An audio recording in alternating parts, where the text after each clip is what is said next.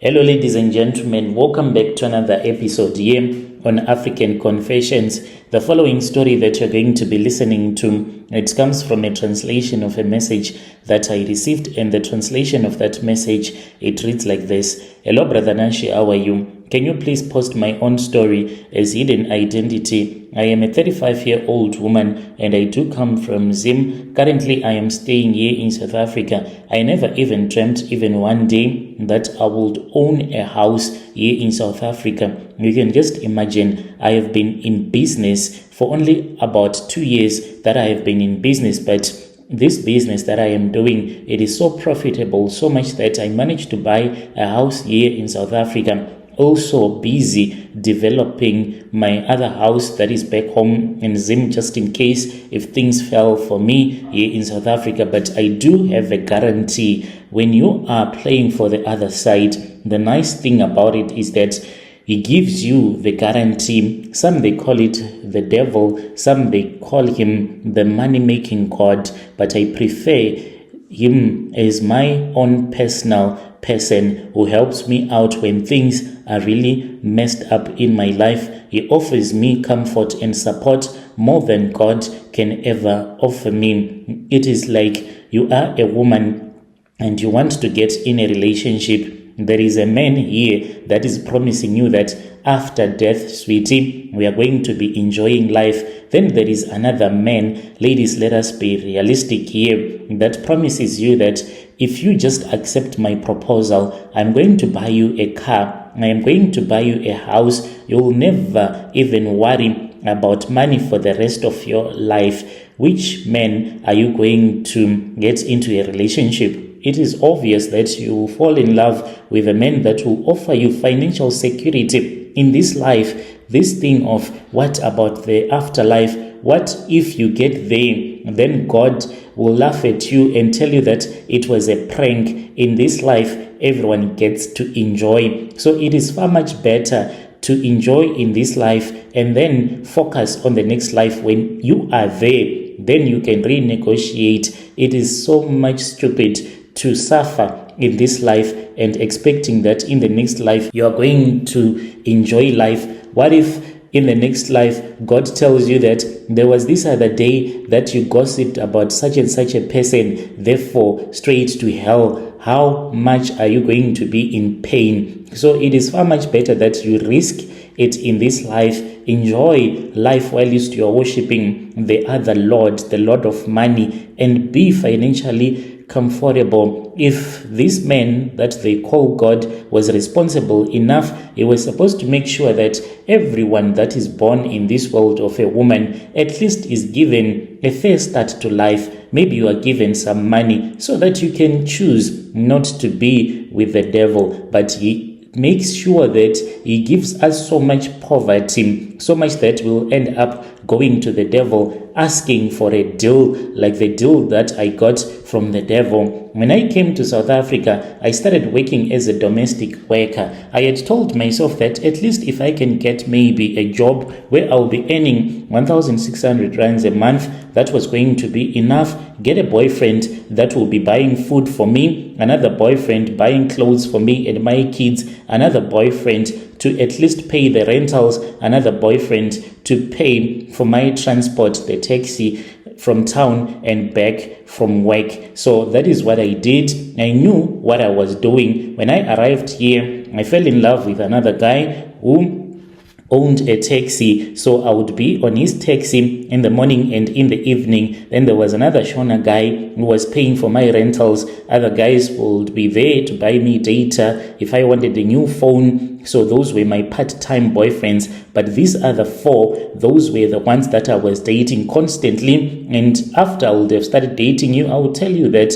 even if you see me with another guy, please do not be hurt, because you cannot take care of all of my needs completely unless maybe if you are a rich bastard. So most of these men, they are willing to be with a woman if she is open enough and say that this is what I want from you. I am doing this so that at least you won't be hurt financially. If you can just give me maybe 2K, at least you can get to eat me as much as you want. That was me in the past. But now I have so much freedom to choose the man that I want to be with, the man that I really want, and it is not a man that I will be in need of simply because he offers me financial help. So life continued for about a year. I was okay going home whenever I wanted because the money that I was making, I was just keeping it aside and then use it to go back home. When I'll be back home, another guy will sponsor the trip to return back to South Africa. And in time, that was when I made a mistake. I really do not know. I fell pregnant, and after I had fallen pregnant at that time, I was dating this guy that was from Ghana. That man, he was an occultic man. So